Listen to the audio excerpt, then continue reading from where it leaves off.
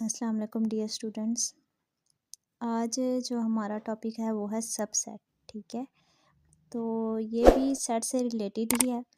तो इसमें इसकी सबसे पहले डेफिनेशन आ जाएगी। A subset is a set which has elements that are all contained in another specific set. इसमें यानी ये है कि अगर हम कोई सेट लेते हैं, ठीक है, उसमें जितने नंबर हैं, तो अगर हम खुद से एक क्या है स्पेसिफिक सेट एक और ले लेते हैं, तो उसके सारे एलिमेंट्स जो हैं वो जो हमें गिवन सेट होगा उससे क्या करेंगे, कंटेन करेंगे। ठीक है, तो फिर ही हम उसको कहेंगे कि वो क्या है, सबसेट है। नोट है हमारे पास कि the symbol use to denote a subset is. अब क्या है कि जो सिंबल है डिनोट करने का सबसेट को, वो क्या है, हम इस तरह सिंबल ये है ऐसे डिनोट कर सकते हैं, ऐसे, ऐसे या ऐसे। ये सारे क्या हैं, सिंबल सबसेट के हैं। फिर क्या है, the symbol use to denote not a subset. अगर सबसेट नहीं है तो फिर हम उसको कैसे डिनोट करेंगे, तो वो ऐसे, ऐसे, ऐसे और ऐसे। ये सारे सिंबल्स हैं नॉट अ सबसेट के। ठीक है, इसी तरह हमारे पास एग्जांपल है कि हमारे पास ए क्या है, 1 2 3 4। ठीक है, बी क्या है, 1 2 3। तो अब बी को आप अगर गौर से देखें तो बी में क्या है, 1 है, 2 है, 3 है। तो ये क्या है, स्पेसिफिक क्या है, इसका सेट बना है ना, इसी के कुछ नंबर एलिमेंट्स जो हैं वो इसमें आ रहे हैं। तो बी क्या है, सबसेट किसका है, ए का। ये क्या है, बी सबसेट है ए का। ठीक है, इसी तरह हमारे पास सी है 3 4 5। अब 3 तो ए में है, 4 भी है, लेकिन 5 नहीं है ना, तो फिर सी जो है वो सबसेट ए का नहीं होगा। तो आपने को मैंने बताया था कि यहाँ वाले जो नंबर होते हैं वो क्या है, हम कैपिटल लेटर में लिखते हैं। ठीक है, तो पहली बात है कि आपने जब भी क्वेश्चन करेंगे आपने पहले ये देखना है ये सेट है या नहीं है। ठीक है, तो ये सेट है ना, तो फिर इसका बी जो है वो सब सेट बनता है, सी नहीं बनता, क्योंकि बी जो है वो ऑल कंटेन कर रहा है। ठीक है, सारे एलिमेंट्स किसके हैं, ए के हैं। और सी जो है उसमें 5 जो है वो नहीं आ रहा था क्योंकि ए में नहीं है, तो इसी तरह सी सबसेट ए का नहीं बनता। अब हमारे पास आ जाता है union and intersection of sets. ठीक है, तो यूनियन क्या होता है और इसके मतलब हम डायग्राम कैसे बनाते हैं, बहुत से बच्चों को जो है वो प्रॉब्लम होती है कि डायग्राम इसकी कैसे बनती है, वो आज हम सीखेंगे। साथ में इसका इंटरसेक्शन क्या होता है।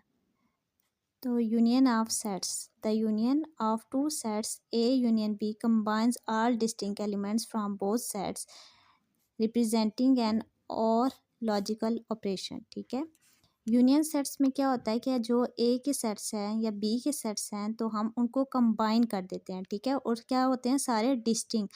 अगर उसमें कोई कॉमन आ जाता है, अगर ए में भी है बी में भी है, तो हम वो सेट नहीं मतलब एक ही दफ़ा लिखते हैं। ठीक है, तो एग्जांपल है ए इज इक्वल टू 1 2 3, बी क्या है 2 3 4। ठीक है, तो यूनियन लेना है ना, तो यूनियन को हम किससे डिनोट करते हैं, यू से, इस तरह से। ठीक है, तो ए का सबसेट पहले लिखेंगे 1 2 3, 1 2 3।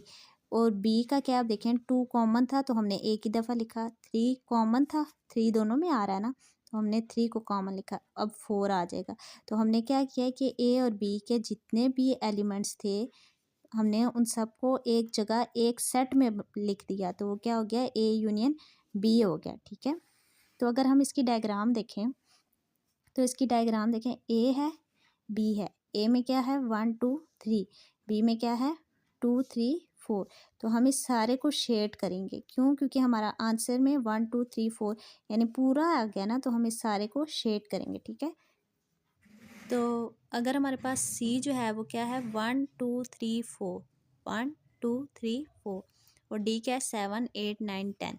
और अगर इसका यूनियन निकालना पड़े हमारे पास, ठीक है, तो यूनियन में क्या होगा कि 1 2 3 4, फिर यूनियन है ना, तो यूनियन का ये मतलब है कि यू और डी, सी और डी के दोनों एलिमेंट्स आ जाएंगे सारे और एक ही सेट में आएंगे। ठीक है, तो 1 2 3 4, फिर क्या आ जाएगा 7 8 9 और 10। यानी ये क्या आ गया, ये एक सेट बन गया हमारे पास। ठीक है, अब हमारे पास आ गया intersection of sets. Intersection of sets, intersection में अब क्या होगा, यूनियन में हम क्या करते हैं, कंबाइन करते हैं, यानी दोनों के जो एलिमेंट्स होते हैं उनको एक साथ लिख लेते हैं। तो इंटरसेक्शन में हम क्या करते हैं कि जो दोनों में कॉमन चीज़ आ रही होती है हम वही लिखते हैं। ठीक है, the intersection of two sets A intersection B. अब ये देखें, इससे हम डिनोट करते हैं, includes only elements common to both sets representing an and logical operation, ठीक है।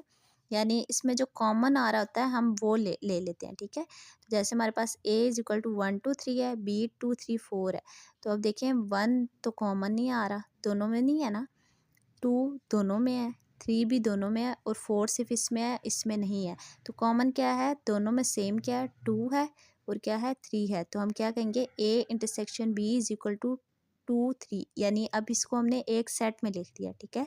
अब इसकी डायग्राम कैसे होगी, a और b है, a में क्या है 1 2 3, b में क्या है 2 3 4। तो अब कॉमन क्या है हमारे पास 2 और 3, तो हम सिर्फ इस वाले पार्ट को क्या करेंगे, शेड करेंगे, बाकी इन दोनों को नहीं करेंगे। अब जैसे हमारे पास सी क्या है 1 2 3 4 और डी क्या है 4 5 6 7।